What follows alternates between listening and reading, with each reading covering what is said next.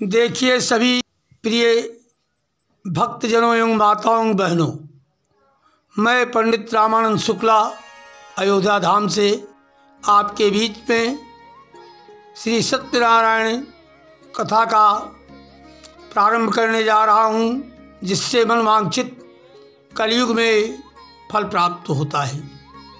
कथा की विधि इस प्रकार है कि जो मनुष्य कथा को एक बार हाथ में जल और पुष्प और चावल और एक का सिक्का रख करके संकल्प लेकर के कथा को पढ़ता है या श्रवण करता है, उसे उतना ही फल प्राप्त होता है। जितना पढ़ने वाले को फल प्राप्त होता है, उतना ही सुनने वाले को भी फल प्राप्त होता है। जैसे कि हरि ओम यज्ञेन यज्ञमयन्त देवास्तानि धर्माणि प्रथमान्याते हनाक महिमानः सचन्त्यत्पूर्वेशान्ध्या संत देवा राजाधिराजाय प्रशोषायिने वैष्णवाय कुबेराय महाराजाय नमो नमः। स्वस्ति न इन्द्रो वृधश्रवाः स्वस्ति न पूषा विश्ववेदाः स्वस्ति नारिक्षो अरिष्टनेमि स्वस्ति नो बृहस्पतिर्दधातु नमः। भद्रं कर्णेभिः शृणुयाम देवाः भद्रं पश्यन्तमाहितं विदायुः। वक्रतुण्ड महाकाय सूर्यकोटिसमप्रभा निर्विघ्नं कुरु मे देवो सर्वकार्येषु सर्वदा सर्वकार्येषु सर्वदा सर्वकार्येषु सर्वदा। अखंड मंगलाकारं व्याप्तं येन चराचरं तत्पदं दर्शितं येन तस्मै श्री गुरुवे नमः। गुरुर्ब्रह्मा गुरुर्विष्णु गुरुर्देवो महेश्वरः गुरुर्साक्षात् परं ब्रह्म तस्मै श्री गुरुवे नमः। ध्यानमूलं गुरुमूर्ति पूजामूलं गुरुपदं मंत्रमूलं गुरुवाक्यं मोक्षमूलं गुरुकृपा। नित्यशुद्धं निराभासं निराकारं निरञ्जनं नित्यबोधं चिदानन्दं गुरुर्ब्रह्मा नमाम्यहम्। नमो सुरन्ताय शास्त्रमूर्तये सहस्रपादाक्ष शिरोर्भावे सहस्रधामने पुरुषाय शाश्वते सहस्रकोटि युगधारिणे नमः। नमः कमलनाभाय नमस्ते जलसायिने नमस्ते केशवानन्ते वासुदेवो नमोस्तुते। जनार्दनं जनातीतं जानकीवल्लभं हरि जनार्दनं जनातीतं जानकीवल्लभं हरि। श्री गणेशाय नमः। श्री सत्यनारायण भगवान की कथा इस प्रकार है, जैसे कि प्रथम अध्याय एकदा निमिषारणे ऋखया शवनिकादया परपक्षुर्मुनयः सर्वे सूतं पौराणिकं खलु मृतेन तपसा किं वा प्राप्ते वाञ्छितं फलं तत्सर्वं श्रोतुमिच्छामि कथयस्य महामुनि व्यास जी ने कहा, बहुत समय पहले नैमिषारण्य तीर्थ में शौनक का 88,000 ऋषियों में पुराण वेता श्री सूत जी ने पूछा, है सूत जी, इस कलयुग में वेद विद्या मानवों को ईश्वर भक्ति किस प्रकार मिलेगी तथा उनका उद्धार कैसे होगा। हे मुनि श्रेष्ठ, ऐसा कोई व्रत अथवा तप बताइए जिसके करने से थोड़े ही समय में पूर्ण प्राप्त हो तथा मनवांछित फल भी मिले। ऐसी कथा सुनने की हमारी बहुत इच्छा है। इस प्रश्न पर शास्त्रों के ज्ञाता श्री सूत जी ने कहा, हे वैष्णव, मैं पूज्य आप सभी प्राणियों के हित एवं कल्याण की बात पूछी है। अब मैं उस श्रेष्ठ व्रत को आप लोगों से कहूँगा जिसे श्रेष्ठ मुनि नारद जी ने श्री लक्ष्मी नारायण भगवान से विष्णु भगवान से पूछा था और लक्ष्मी नारायण भगवान ने मुनि श्रेष्ठ नारद जी को बताया था। आप सभी श्रेष्ठगण ये कथा ध्यान से सुने। मुनि श्रेष्ठ नारद दूसरों के कल्याण हेतु सभी लोगों में घूमते हुए एक समय मृत्यु लोक में आ पहुँचे। यहाँ बहुत सी योनियों में जन्मे, प्रायः जैसे कि 84 लाख योनियाँ होती हैं। बड़ा पूर्ण फल प्राप्त जब मनुष्य करता है तो उसे मनुष्य का फल प्राप्त होता है। गोस्वामी बाबा जी ने भी लिखा है कि बड़े भाग्य मानस तनु पावा, असद ग्रंथन सब दुर्लभ गावा। ये मनुष्य का शरीर परोपकार करने के लिए मिला है। जैसे कि परोपकार से मम या शरीरा, ये शरीर मेरा परोपकार करने के लिए मिला हुआ है, दूसरों का हित करने के लिए मिला हुआ है। सभी मनुष्यों को अपने कर्मानुसार अनेक कष्टों से पीड़ित देखकर उन्होंने सोचा कि किस यत्न के करने से निश्चय ही प्राणियों के कष्टों का निवारण हो सकेगा। मन में ऐसा विचार निश्चय ही श्री नारद विष्णु लोक गए। वहाँ से स्वर और 4 भुजाओं वाले देवों के ईश नारायण, जिनके हाथों में शंख चक्र गदा और परम थे तथा वनमाला गले में पहने हुए थे, उनको देख करके उनकी स्तुति करने लगे। नारद जी ने कहा, हे भगवान, आप अति शक्तिमान हैं। आपका ना आदि है, ना मध्य है, ना अंत है। आप निराकार हैं। मन तथा वाणी से भी आपको कोई नहीं पा सकता है। आपका आदि मध्य अंत भी नहीं है। आप निर्गुण स्वरूप सृष्टि के कारण भक्तों के कष्टों को नष्ट करने वाले हो। आपको मेरा सत नमस्कार है। नारद जी ने इस प्रकार की प्रार्थना सुनकर विष्णु भगवान बोले, हे योगी राज, आपके मन में क्या है? आपका किस कार्य हेतु यहाँ आना हुआ है? निसंकोच कहो। तब मुनि श्रेष्ठ नारद मुनि ने कहा, मृत्यु लोक में सब मनुष्य अनेक प्रकार के जीव जंतु अपने अपने योनियों में पैदा हुए हैं और अपने अपने कर्मों द्वारा अनेकों प्रकार के कष्टों के कारण बहुत ज़्यादा दुखी हो रहे हैं। हे स्वामी, यदि आप मुझ पर दया रखते हैं तो बताइए कि उन मनुष्यों के सब कष्ट थोड़े से ही प्रयत्न से, थोड़े से ही उपाय में, थोड़े से ही समय में किस प्रकार दूर हो सकते हैं। श्री विष्णु भगवान ने कहा कि हे नारद, मनुष्यों की भलाई के हेतु तुमने ये बहुत उत्तम प्रश्न किया है।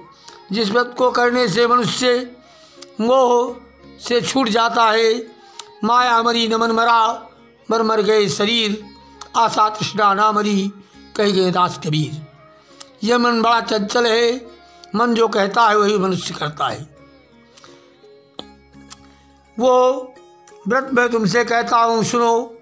अति पुण्य दान करने वाला स्वर्ग तथा मृत्यु लोक दोनों में दुर्लभ एवं अति उत्तम व्रत है, जो आज मैं तुमसे प्रेम बस होकर के कहता हूँ कि श्री सत्यनारायण भगवान का ये व्रत विधि विधान पूर्वक संपन्न करने पर मनुष्य इस धरती पर सभी प्रकार के सुख भोग करके मरणोपरांत आने की, मरने के बाद मोक्ष आने की, वैकुंठ विष्णु लोक को प्राप्त कर लेते हैं।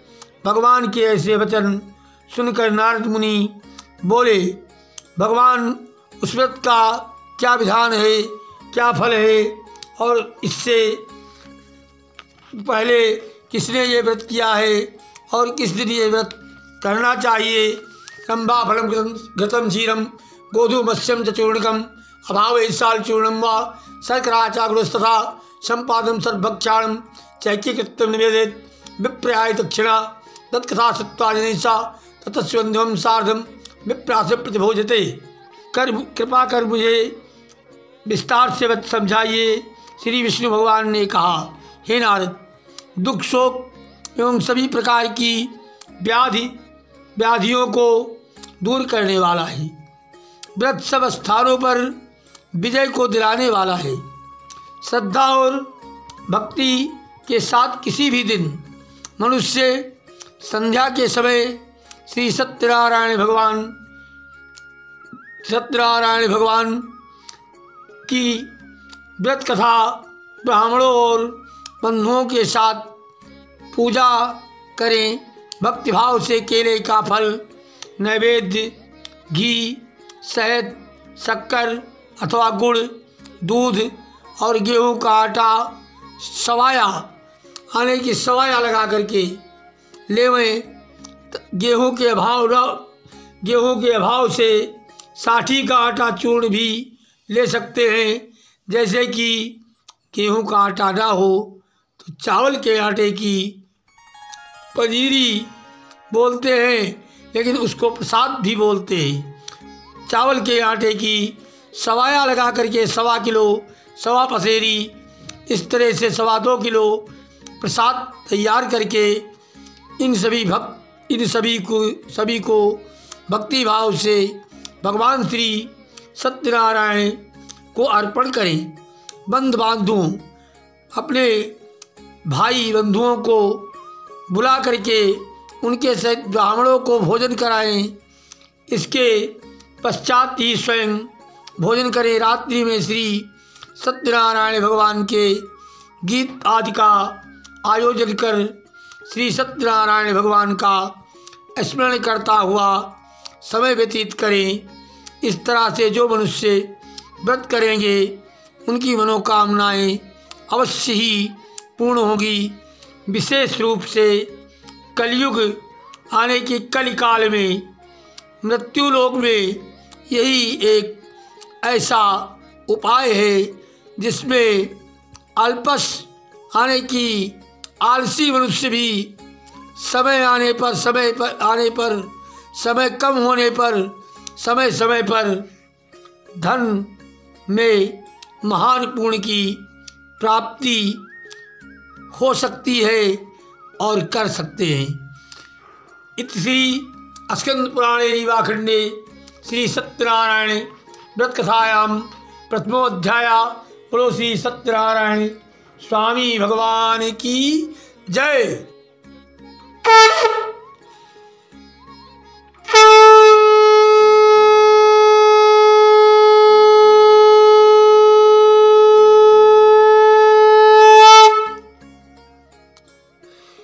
शांताकारं भुजगशयनं पद्मनाभं सुरेशं विश्वाधारं सदस्यं मेघवर्णं शुभांगमं श्रीलक्ष्मीकान्तं कमलनयनं योगवृद्धियानिगम्यं वन्दे विष्णुभवभयहरणं सर्वलोकैकनाथनं। देखिए भक्तजनों, अब मैं द्वितीय आने की दूसरा अध्याय प्रारंभ करने जा रहा हूँ। महान संत सूत जी ने कहा, हे ऋषियों, जिन्होंने प्राचीन काल में इस व्रत को किया है उनका इतिहास मैं आप सबसे कहता हूँ। आप सब ध्यान से सुने। अति सुंदर काशीपुरी नगरी में एक अति निर्धन ब्राह्मण वास करता था, आने की रहता था। वो भूख और प्यास से बेचैन होकर दुखी रहता था। ब्राह्मणों से प्रेम करने वाले विष्णु भगवान ने उसको दुखी देखकर, क्योंकि भगवान को ब्राह्मण अति प्रिय है, उसको दुखी देखकर एक दिन बूढ़े ब्राह्मण का भेष धारण कर दुखी होकर पृथ्वी पर घूमते हो। हे श्रेष्ठ ब्राह्मण, अपनी कथा मुझसे कहो, मैं सुनना चाहता हूँ। कष्टों से घिरे उस ब्राह्मण ने कहा, मैं निर्धन ब्राह्मण हूँ, मैं भिक्षा मांगने के लिए पृथ्वी पर मारा फिरता हूँ। हे भगवान, यदि आप इसका मुक्ति पाने का कोई उपाय जानते हो तो कृपा कर मुझसे बताइए। वृद्ध ब्राह्मण का रूप धारण किए हुए श्री विष्णु भगवान तब बोले, हे ब्राह्मण, श्री सत्यनारायण भगवान मनवांछित फल देने वाले हैं, इसलिए तुम उनका विधि पूर्वक पूजन करो, जिसके करने से मनुष्य सब दुखों से मुक्त हो जाता है। दरिद्र ब्राह्मण को व्रत का संपूर्ण विधान बतलाकर बूढ़े ब्राह्मण का रूप धारे श्री सत्यनारायण भगवान अंतर्ध्यान हो गए। वृद्ध ब्राह्मण ने जिस व्रत को बतलाया है, मैं उसको अवश्य विधि विधान सहित करूँगा, ऐसा निश्चय कर वो दरिद्र ब्राह्मण घर चला गया। परंतु उस रात उसे नींद नहीं आई ब्राह्मण को नींद नहीं आई। अगले दिन वो जल्दी उठा और श्री सत्यनारायण भगवान का व्रत करने का निश्चय किया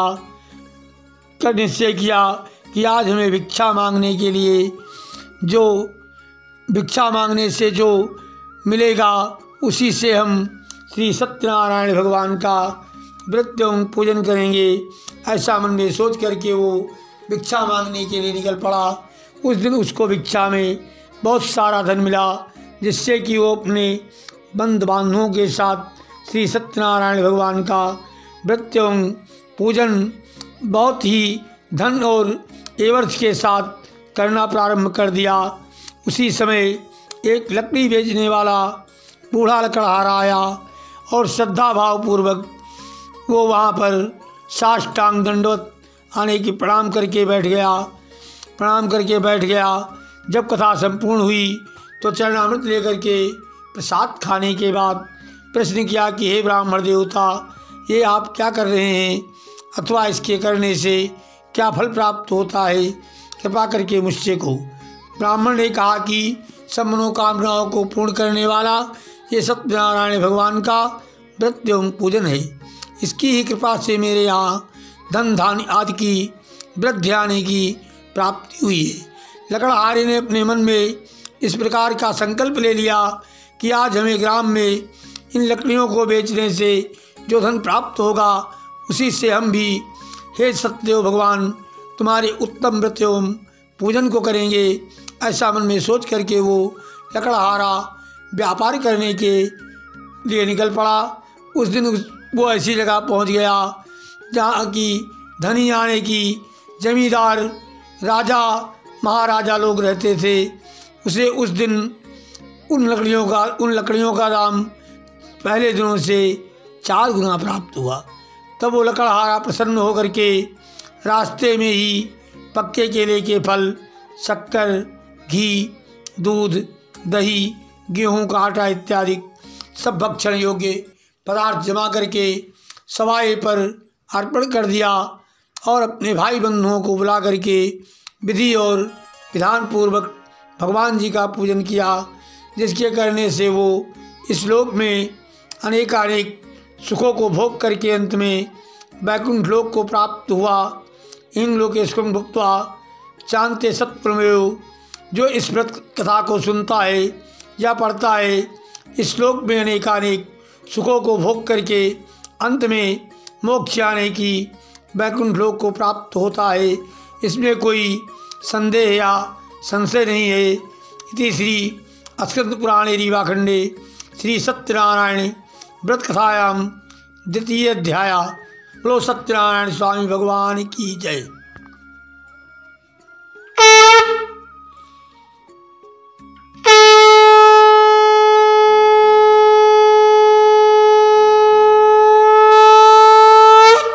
रक्ताम्भोजलाविरामनेनं पीताम्बरालं कृतं श्यामांगं द्विजभुजं प्रसन्नवदनं श्रीसीतया शोभितं कारुण्यामृतसागरं प्रियगणेन भ्रातांग्रमिति भावितं वंदे विष्णुशिवास्य मनुष्यं भक्ते इष्ट सिद्धिप्रदम।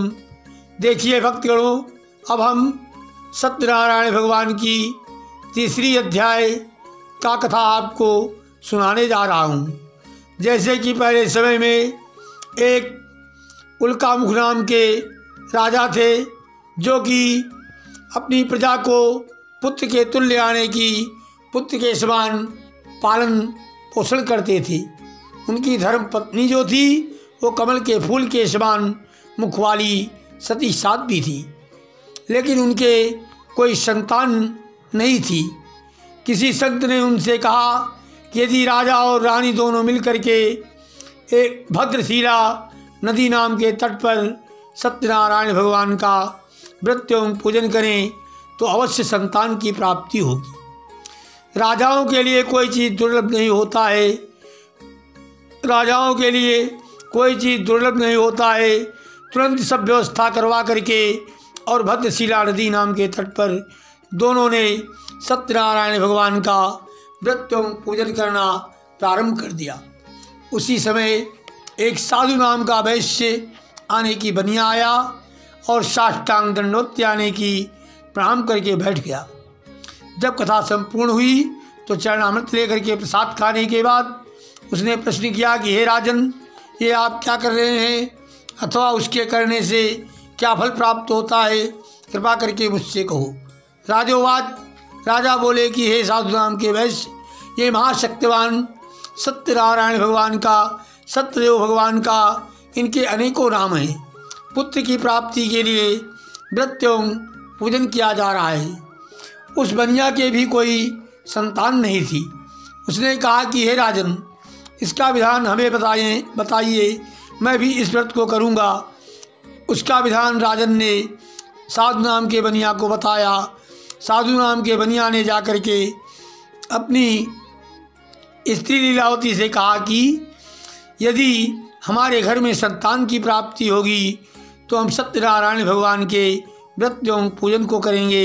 ऐसा कह करके वो व्यापार के लिए निकल पड़ा, क्योंकि बनिया का कार्य जो है वो व्यापार करना है। हमारे हिंदू धर्म में केवल 4 वर्ण हैं, जैसे कि ब्राह्मण, वैश्य और क्षत्रिय और शूद्र, और सबके कार्य अलग अलग हैं। इसी शरीर में चारों व्याप्त हैं हमारी। ब्राह्मण जो है वो हमारा सर है ब्रह्मांड, शूद्र जो है वो हमारे पैर हैं, और पेट जो है वो हमारा समुद्र है, जैसे कि ये कभी भरता नहीं है। हाथ जो है वो हमारे रत्न हैं। कराग्रे वस्ते लक्ष्मी, कर मध्य सरस्वती, कर मूले स्थिता गौरी, प्रभाते कर दर्शनम, समुद्र स्ने देवी, पार्वत स्तन्मन्यते, विष्णु पत्नी नमस्तुभ्यम, पाद स्पर्श क्षमस्व में, अहिल्या, द्रौपदी, सीता, तारा, मंदोदरी तथा पंचकन्या स्मरे नित्यम, महापातक नाशनम, पूर्ण श्लोको नलो राजा, पूर्ण श्लोको युधिष्ठिरा, पूर्ण श्लोको च वैदेही, पूर्ण श्लोको जनार्दना, कर्कोटकस्य दमयन्ते, नरस्य ऋतु पर्णश्या, कलिनाशनम। आने की प्रातःकाल उठ करके जो मनुष्य अपने हाथों को देखता है और अपने मुंह से और सर से स्पर्श करता है, उसके बाद धरती माता के पैर छू करके पृथ्वी पे पैर रखता है, उसका दिन बहुत अच्छा होता है। लीलावती से कहा और व्यापार करने के लिए निकल पड़ा। एक दिन उनकी धर्मपत्नी स्त्री जो लीलावती हैं अपने पति के साथ आनंदित व सांसारिक धर्म में पवित्र होकर के सत्यनारायण भगवान की कृपा से गर्भवती हो गई तथा उनके 10वें मास में एक कन्या रूपी रत्न का जन्म हुआ, जो कि कन्या का नाम कलावती रखा गया। तब लीलावती ने मीठे शब्दों में एक दिन अपने पति से कहा कि आपने जो संकल्प किया था वो सत्यनारायण भगवान का व्रत एवं पूजन किया जाए। साधु नाम के बनिया ने कहा कि देखो, ऐसा है कि इसके जन्म अथवा नामकरण में कुछ धन का खर्चा अधिक आ गया है, इसलिए कि हम इसके विवाह के समय पर इस व्रत को करेंगे। ऐसा मन में सोच करके वो व्यापार के लिए निकल पड़े। रास्ते में जब सखियों के साथ अपनी कन्या कलावती को देखा तो उनकी कन्या कलावती जो हैं वो विवाह के योग्य हो गई थी। पहले के जो लोग राजा महाराजा थे या जमींदार थे वो स्वयं कन्या का वर ढूंढने नहीं जाते थे, नाई जाता था या पंडित जाते थे या उनके मंत्रीगण जाते थे। साधु नाम के बनिया ने अपने एक मंत्री को कहा कि हमारी कन्या कलावती के लिए कोई एक सुंदर वर ढूंढ करके लाओ, जो कि गुणवान हो, शक्तिमान हो और धनवान हो। इस प्रकार का वर ढूंढ करके लाओ। उनका मंत्री जो है वर ढूंढने के लिए निकल पड़ा और काफ़ी दूर जा कर के कंचन नगर, जिसको आज हम लोग हिंदी में कलकत्ता कहते हैं, वहाँ पहुँच कर के एक बहुत बड़े सेठ महाजन का सुंदर सुशील लड़का ढूंढ करके ले आया और साधु नाम के बनिया जो हैं प्रसन्न होकर के अपनी कन्या कलावती का विवाह उसके साथ संपन्न कर दिया।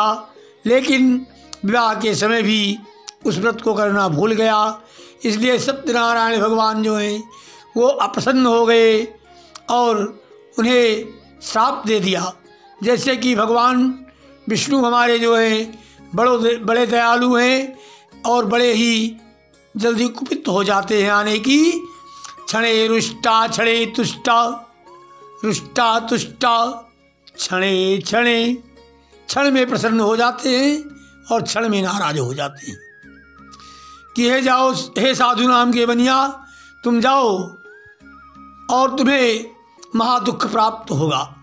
साधु नाम के बनिया ने अपने दामाद को साथ में लेकर के व्यापार के लिए निकल पड़े। काफ़ी दूर जा कर के रत्नसारपुर नगर में महाराजा चंद्रकेत की राजधानी में व्यापार करने लगे। एक दिन सत्यनारायण भगवान की कृपा से दो माया रूपी चोर राजा का माल खजाना चुरा करके शीघ्र ही भागे जा रहे थे, किंतु पीछे से राजा के सिपाहियों को आता देख करके चोर ने घबरा करके भागते भागते धन को वहीं पर चुपचाप छोड़ दिया, जहाँ पर वे दोनों ससुर और दामाद विश्राम आने की शयन कर रहे थे। राजा के सिपाहियों ने उनको दो दो डंडे मारे और कहा, अभी चोरी करके आए हो और अभी सो गए। उन्होंने बहुत अनुनय विनय किया, लेकिन आजकल की तरह घूस और पात पहले नहीं चलता था कि 10,000 रुपये दे आए थाने में और वहाँ फैसला हो गया। दोनों को ले जाकर के राजा चंद्रकेत की सभा में पेश कर दिया और कहा कि हे राजन, ये दोनों बंदी वैश्य जो हैं आपके माल खजाने में रात्रि में चोरी करने वाले हैं, इन्हें देख करके आज्ञा दें। राजा बिना विचारे उनको आजीवन कारावास में डलवा दिया। इधर इनके घर में जो धन रखा था सब चोर चुरा करके ले गए। शारीरिक व मानसिक पीड़ा से, भूख प्यास से अत्यंत दुखित होकर के एक दिन कन्या कलावती जो हैं एक ब्राह्मण के घर जाती हैं। वहाँ सत्यनारायण भगवान की कथा एवं पूजा अर्चना होती रहती है। कन्या कलावती वहाँ पर बैठ जाती हैं और काफ़ी रात्रि हो जाने पे वो प्रसाद देकर के अपने घर को आती हैं। तो उनकी माता लीलावती उनसे पूछती हैं कि हे पुत्री, तुम दिन में कहाँ रही, वह तेरे मन में क्या हो गया है। आज तो भक्तजनों 100% 99% ऐसे लोग हैं जो कि लड़कियां चाहे रात में 12 बजे आएँ चाहे 1 बजे आएँ, वो नहीं पूछेंगे बेटा कहाँ थे। लेकिन बेटा और बेटी को कभी सर पे नहीं चढ़ाना चाहिए, ये अनुशासन में रखना चाहिए। बच्चों को अनुशासन ही बहुत बड़ी चीज़ है। इस प्रकार से कन्या कलावती ने कहा कि हे माता, मैंने एक ब्राह्मण के घर सत्यदेव भगवान का व्रत एवं पूजन होते देखा है और प्रसाद देखो तुम्हारे लिए लाई हूँ। कन्या कलावती को याद आ गया। प्रातःकाल उठ करके नित्य क्रिया स्नान इत्यादि करने के बाद सत्यदेव भगवान का विधि विधान पूर्वक पूजन किया और ये वर मांगा, मेरे पति और दामाद शीघ्र ही घरे आ जावें, और प्रार्थना की और रुदन करने लगी, रोने लगी कि हे भगवान, मुझसे या मेरे परिवार से जो अपराध हो गए हैं उनको क्षमा करो और हमारे पति और दामाद शीघ्र ही आने की जल्दी ही घर आ जावें। इस व्रत से सत्यनारायण भगवान जो हैं प्रसन्न हो गए और राजा चंद्रकेत को स्वप्न में दिखाई दिए। कहा कि हे राजन, उन दोनों बंदी वैश्यों को प्रातःकाल होते ही छोड़ देना उनका सब धन जो तुमने ग्रहण किया है, लिया है, उससे 10 गुना 4 गुना करके दे देना, क्योंकि वे चोर नहीं हैं, वे निर्दोष हैं। यदि ऐसा नहीं करोगे तो तुम्हारा धन, पुत्र इत्यादि सब मैं नष्ट कर दूंगा। राजा को ऐसा वचन कह करके भगवान अंतर्ध्यान हो गए। प्रातःकाल राजा चंद्रकेतु ने सभा में सबसे पहले उन दोनों वैश्यों को बुलाया। दोनों भयभीत होकर के राजा के सामने आकर के खड़े हुए और प्रणाम किया। राजा ने कहा कि हे महानुभाव भावी, अब आप डरे मत, डरने की कोई बात नहीं है। आप लोग निर्दोष हैं और हम तुम्हें क्षमादान प्रदान करते हैं। उनके बाल वगैरह बहुत बड़े बड़े हो गए थे, क्षौर्म कर्म कार्यादि, बाल कटवाने को कहते हैं क्षौर्म कर्म कार्यादि। उनके बाल वगैरह कटवाए, उनको स्नान इत्यादि करवाया, उनको नए नए वस्त्र भूषण पहनाए, उनका जितना धन लिया था उससे 2 गुना 4 गुना 10 गुना करके उनको विदा किया। दोनों वैश्य जो हैं राजा को प्रणाम करके अपने नगर की ओर यात्रा आरम्भ में आने की चल दिए। इंग लोकेशं भुक्त्वा चान्ते सत्य प्रमेयो। जो इस कथा को श्रवण करता है या पढ़ता है, इस लोक में अनेक प्रकार के सुख को भोग करके अंत में मोक्ष आने की, वैकुंठ विष्णु के परम धाम को प्राप्त होता है। इंग लोकेशं भुक्त्वा चान्ते सत्य प्रमेयो। श्री स्कंद पुराणे रीवाखंडे श्री सत्यनारायण व्रत कथायाम 3य बोलो श्री सत्यनारायण स्वामी भगवान की जय।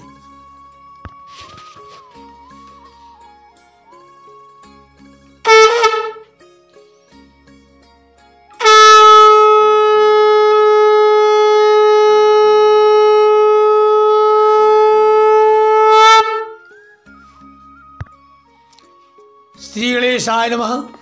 देखिए भक्तजनों, अब हम श्री सत्यनारायण व्रत कथा की 4था अध्याय आपको सुनाने जा रहा हूँ, जिससे आप सभी भक्तजनों का कल्याण होगा।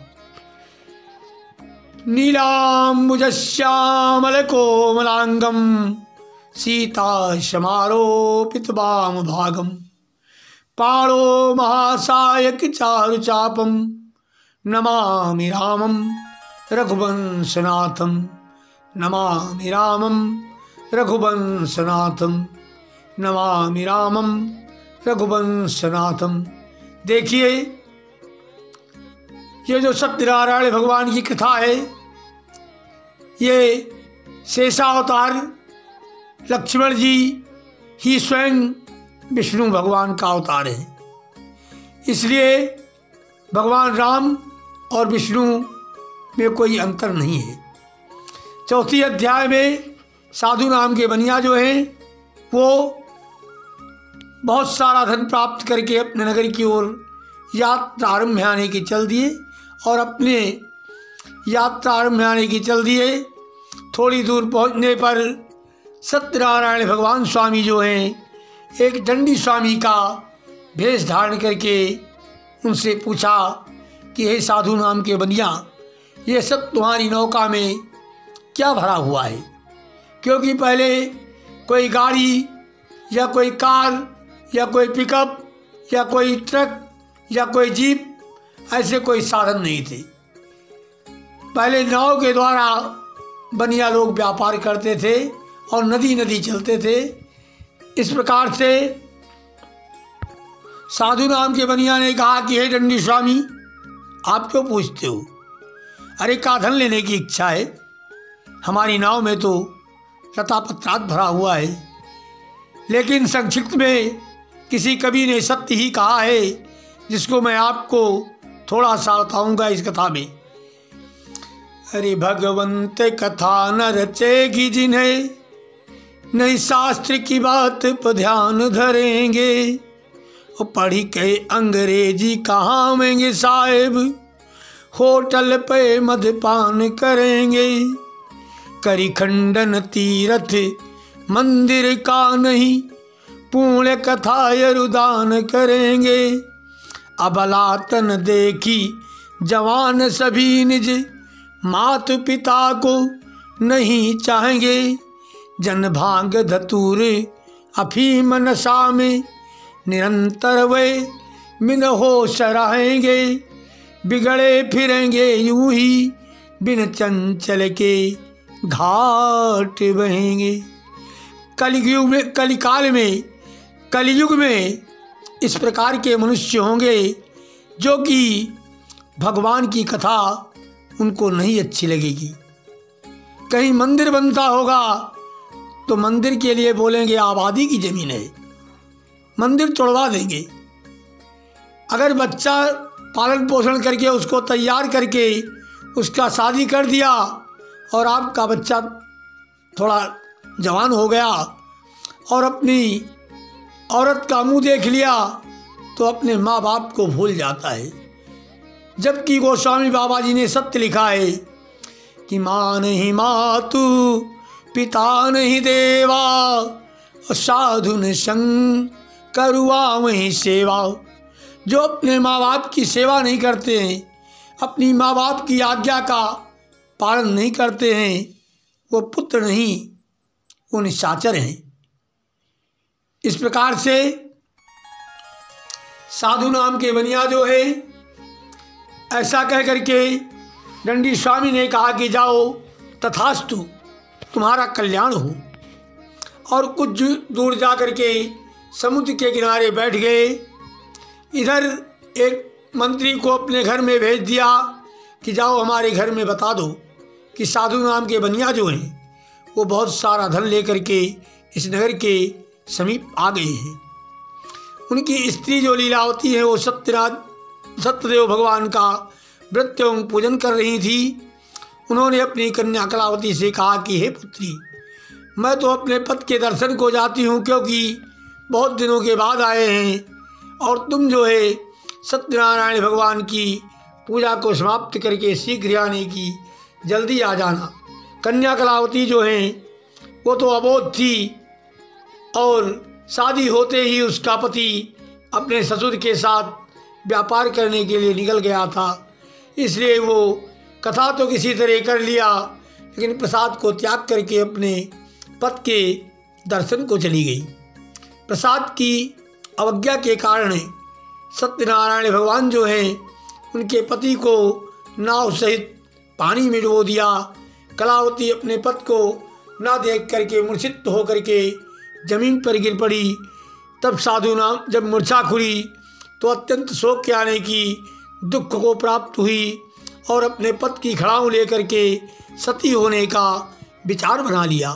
तब साधु नाम के बनिया ने भगवान की स्तुति किया बारंबार कि हे प्रभु, मुझसे या मेरे परिवार से जो भूल हुई हो उसे क्षमा करो। ऐसा कह करके महान शोकातुर हो रोने लगा। तब आकाश से आकाशवाणी हुई कि हे साधु नाम के बनिया, तुमने बार बार मेरी पूजा से मुंह मोड़ा है और तुम्हारी कन्या कलावती जो है हमारे प्रसाद का त्यागन करके आई हैं, इसलिए इनका पति जो है वो अदृश्य हो गया है, दिखाई नहीं देता है। यदि ये घर जा कर के प्रसाद खा करके लौटे तो इन्हें पत्र अवश्य मिलेगा।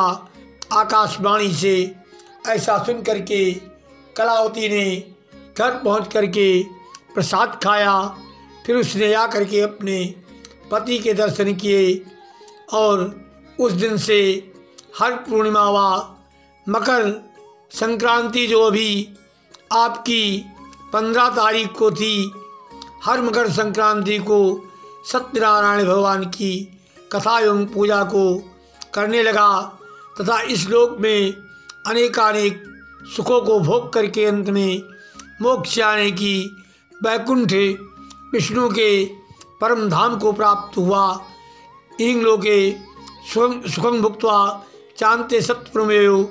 जो मनुष्य इस कलिकाल कलयुग में इस सत्यनारायण भगवान के व्रत का श्रवण करेगा या पढ़ेगा वो इस लोक में मोक्ष आने की सब सुख भोग करके 100 प्रकार के अंत में वैकुंठ लोक को प्राप्त होगा, इसमें कोई संदेह या संशय नहीं है। इंग लोके सुखं भुक्त्वा इंग लोके सुखं भुक्त्वा चान्ते सत्य पुरमेव इति श्री स्कंद पुराणे रीवाखंडे श्री सत्यनारायण व्रतकथायां चतुर्थ अध्याय। बोलो श्री सत्यनारायण स्वामी भगवान की जय।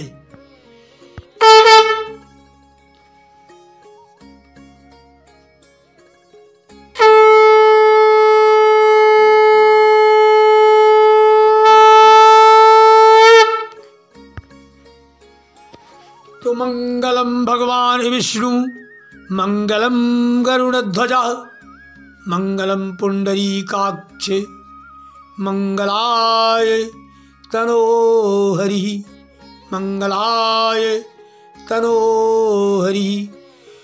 त्वमेव माता च पिता त्वमेव बंधुश्च सखा त्वमेव विद्या च द्रविणं त्वमेव सर्वं मम देव देवा त्वमेव सर्वं मम देव देवा। माता रामो मत्पिता रामचन्द्रः स्वामी रामो मत्सखा रामचन्द्रः सर्वस्वं मे रामचन्द्रो दयालु। नान्यं नयो जाने न जाने। अब हम भक्तजनों आप सभी को 5वें अध्याय का श्रवण कराने जा रहे हैं, जिसके श्रवण मात्र से 7 जन्मों के पाप नष्ट हो जाते हैं। इसमें कोई संदेह नहीं है या संशय नहीं है। सूत जी बोले कि पहले समय में एक तुंगध्वज नाम के प्रजापालन में लीन राजा थे, जो कि प्रजा को पुत्र के तुल्य आने की पुत्र के समान पालन पोषण करते थे। महाराजा तुंगध्वज ने एक दिन अपने मन में विचार किया कि आज हमें शिकार करने जाना है। मतलब इस प्रकार के राजा नहीं कि शिकार करके एक और उसको लाए घर में बढ़िया, उसको तेल में भून करके और आहार कर लिए। पहले के राजाओं को शिकार करने का शौक होता था, जैसे कि हमारे यहाँ चक्रवर्ती राजा दशरथ थे, राजा हरिश्चंद्र थे। इस प्रकार के अनेकों प्रकार के राजा हमारे अयोध्या में भारतवर्ष में हो चुके हैं, जिनका मैं सबका नाम इस कथा में नहीं बता सकता हूँ। आगे आप सबको श्रवण कराऊंगा। चक्रवर्ती राजा दशरथ थे और राजा हरिश्चंद्र थे, और जो महाराजा तुंगध्वज थे वो प्रजा को पुत्र आने की पुत्र के तुल्य पालन एवं पोषण करते थे। एक बार उनके मन में आया शिकार करने के लिए, और जाकर के अनेक प्रकार के पशुओं का पक्षियों का शिकार किया, और लौटे जब तो उनको प्यास बहुत तेज लगी हुई थी। तो एक बड़े आने की बरगद का पेड़ होता है और पीपल का पेड़ होता है।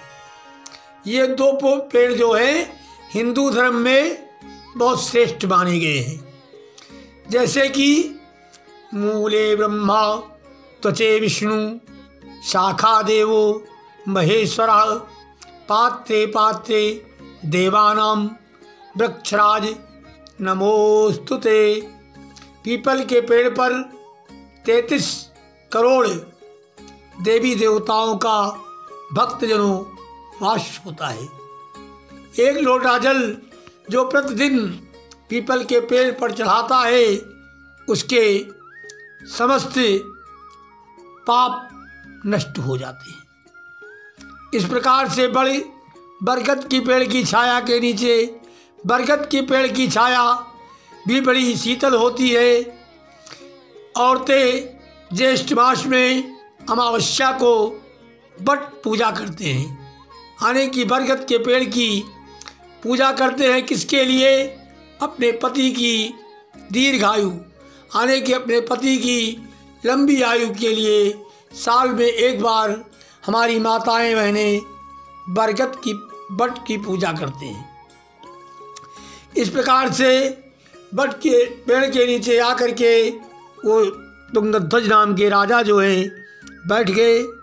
वहीं पर कुछ ग्वाल बाल जो है वो ठाकुर जी की सत्यनारायण भगवान का मेन नाम आने की प्रमुख जो मुख्य नाम है वो ठाकुर जी है।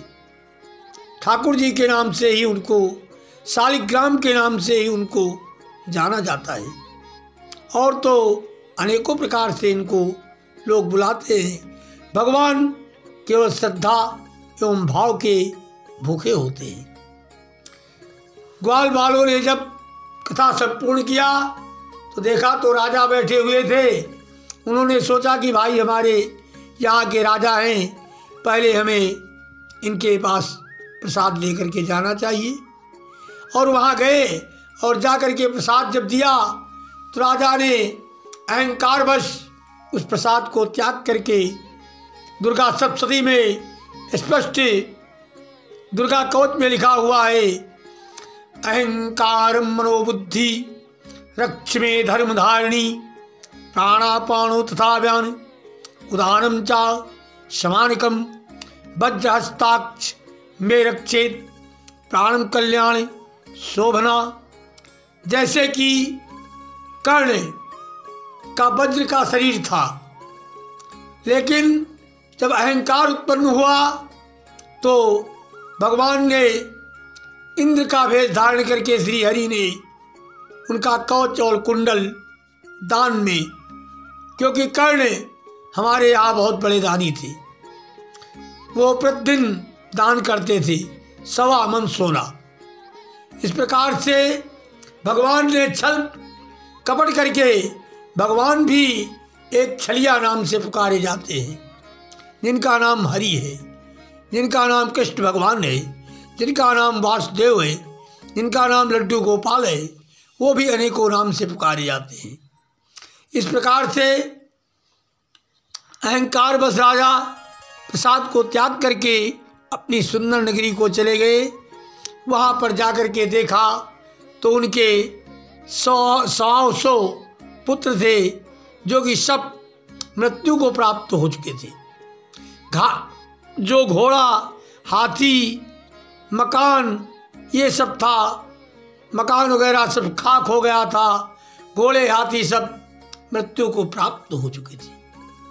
राजा ने अपने मन में विचार किया कि मैंने तो भगवान के प्रसाद का निरादर किया है, इसीलिए ऐसा हुआ है। लेकिन देखिए भक्तगण कहते हैं कि जा पर जाकर सत्य स्नेहु सोते मिले ही न कुछ संदेहु। उसी बट के पेड़ के ऊपर एक प्रेतराज सरकार रहते थे। वो उतर करके जब राजा चले गए तो उस प्रसाद को ग्रहण कर लिया और स्वर्ग से एक सुंदर विमान आया और वो प्रेत उस विमान पर बैठ करके स्वर्गलोक को चला गया।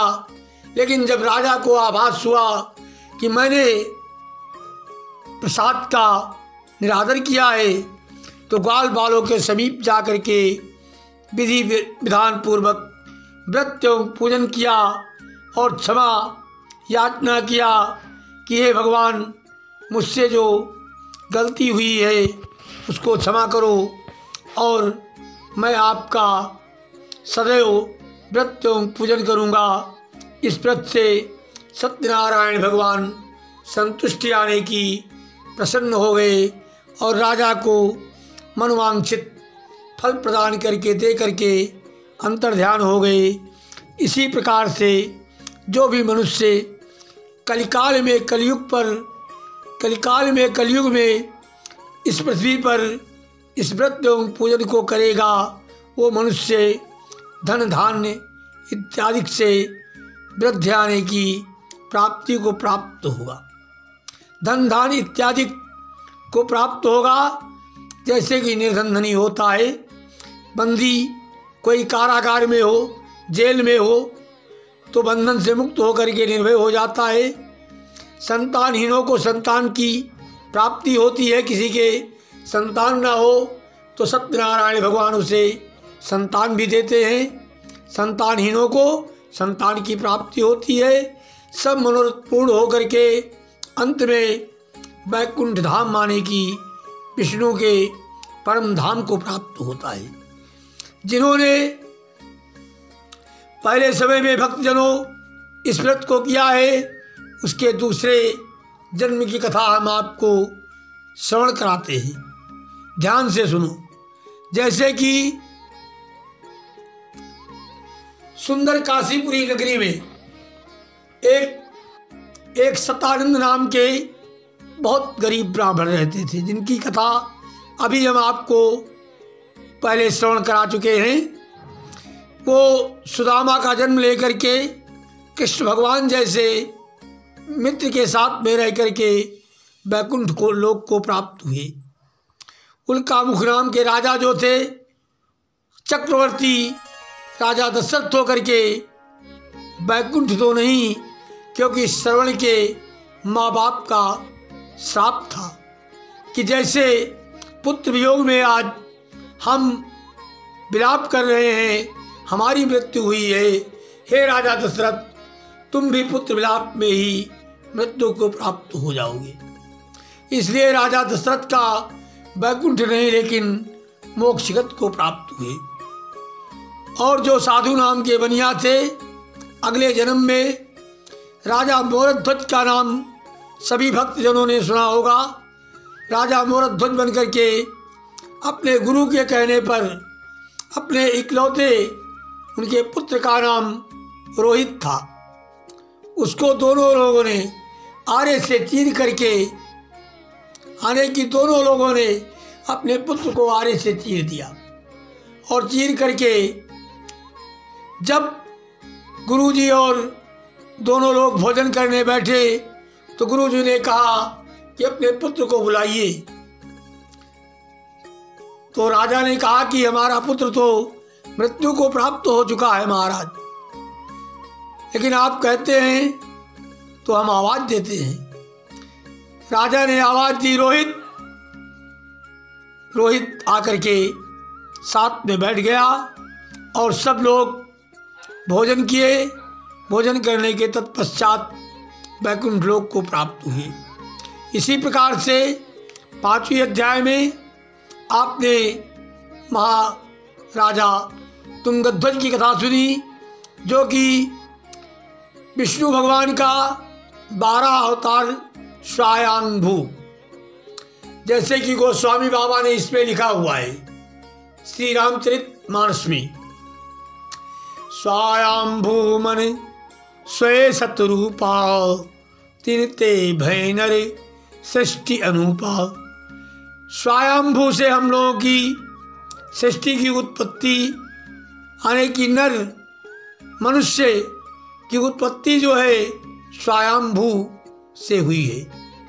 स्वायंभू भगवान 12 का अवतार लेकर के इस पृथ्वी पे भक्त युक्त कर्म करके वैकुंठ लोक यानी कि विष्णु के परम धाम को प्राप्त हुए।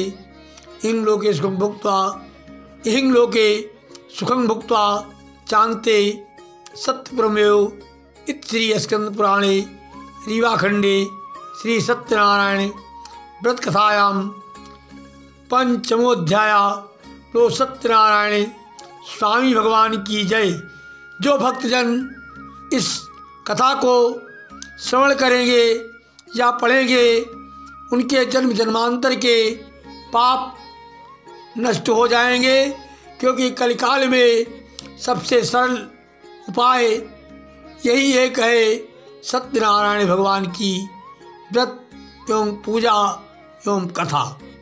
इसके तत्पश्चात हवन करना चाहिए, फिर आरती करना चाहिए।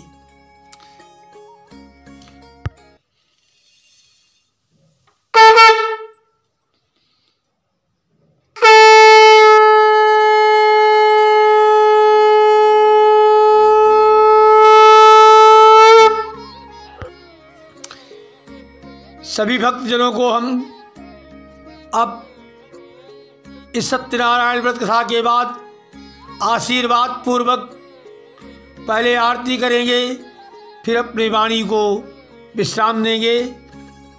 ओम जय लक्ष्मी रमणा स्वामी, जय लक्ष्मी रमणा, सत्यनारायण स्वामी, सत्यनारायण स्वामी, जन पातक हरिणा। ओम जय लक्ष्मी रमणा। रतन जड़ित सिंहासन अद्भुत छविराजे, स्वामी अद्भुत छविराजे, नारद करत निरंजन घंटा ध्वनि बाजे। ओम जय लक्ष्मी रमणा। प्रकट भये कलि कारणे, द्विज को दरस दियो, बूढ़ो ब्राह्मण बन करे कंचन महल कियो। ओम जय लक्ष्मी रमणा। दुर्बल भील कटारो, इन पर कृपा करी, चंद्रचूड़ एक राजा, जिनकी विपत्ति हरी। ओम जय लक्ष्मी रमणा। वैश्य मनोरथ पायो, श्रद्धा तज दीनी, सोफल भोग्यो प्रभु जी, सोफल भोग्यो प्रभु जी, फिर स्तुति कीनी। ओम जय लक्ष्मी रमणा। भाव भक्ति के कारण छिन छिन रूप धरो, श्रद्धा धारण कीनी, तिनको काज सरो। ओम जय लक्ष्मी रमणा। बाल बाल संग राजा, वन में भक्त करी, मनोवांछित फल पायो, मनोवांछित फल दीनो, दीन दयाल हरि। ओम जय लक्ष्मी रमणा। चढ़त प्रसाद सवाया, कदली फल मेवा, धूप दीप तुलसी से, राजी सत्यदेवा। ओम जय लक्ष्मी रमणा। श्री सत्यनारायण जी की आरती जो कोई नर गावे, कहत शिवानंद स्वामी, कहत हरिहर स्वामी, मनोवांछित फल पावे। ओम जय लक्ष्मी रमणा। स्वामी जय लक्ष्मी रमणा। कर्पूर गौरम करुणावतारम, संसार सारम भुजगेन्द्रहारम, सदा वसंतम हृदयारविंदे, भवं भवानी सहितं नमामि, भवं भवानी सहितं नमामि। चंद्रमा मनसो जातः, चक्षुशूरो अजायतः, श्रोतास्त प्राणस्य वायुश्च, मुखाद्रग्निर अजायत नमः।